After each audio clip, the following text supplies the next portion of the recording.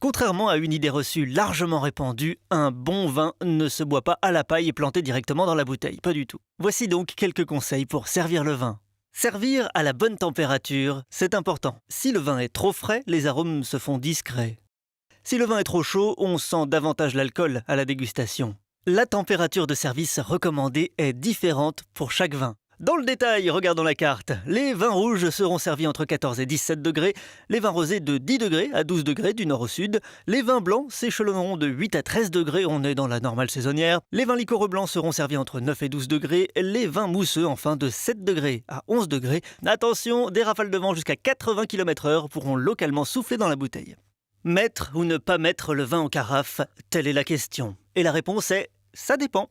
Pour un vin rouge de moins de 5 ans, c'est oui. Carafer le vin permet de l'aérer, il va s'étoffer et libérer davantage ses arômes. Ma recette, verser le contenu de la bouteille dans une carafe à large base et au goulot évasé pour mettre une grande surface de vin au contact de l'air et favoriser son oxygénation. On y verse le vin environ 2 heures avant de le servir et non pas 2 semaines comme on l'entend parfois.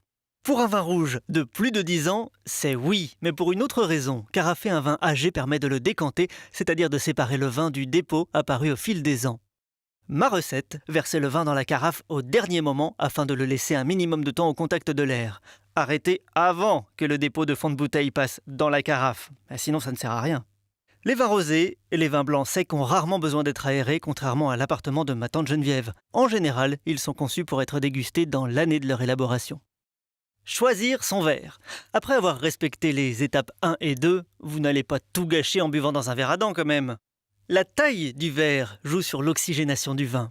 Plus un verre est grand et large, plus le vin va s'oxygéner. D'accord ? Pour les vins blancs, on préfère de petits verres à l'ouverture resserrée pour concentrer les arômes. Pour les rouges, on favorise des verres plus larges qui permettent de faire tourner le vin. Cela permet aux arômes de se développer. La forme de l'ouverture ici et celle du calice, là, vont elles aussi influer sur le goût. Et oui, selon la forme du verre, le vin sera dirigé différemment vers votre langue. Votre perception de l'acidité, de l'amertume, du sucre va changer. Il existe des verres adaptés à chaque vin. Mais comme ça prend beaucoup de place dans le placard, on a aussi inventé un verre universel adapté à tous les types de vins, le verre ovoïde. Pour finir, je rappelle qu'un verre n'est pas une piscine à débordement, on ne le remplit pas à ras-bord et on ne nage pas la brasse dedans. Le remplissage idéal se situe entre 10 centilitres et 12,5 centilitres. Pour les vins effervescents, on peut remplir le verre aux 3/4. Voilà, vous savez désormais comment servir le vin.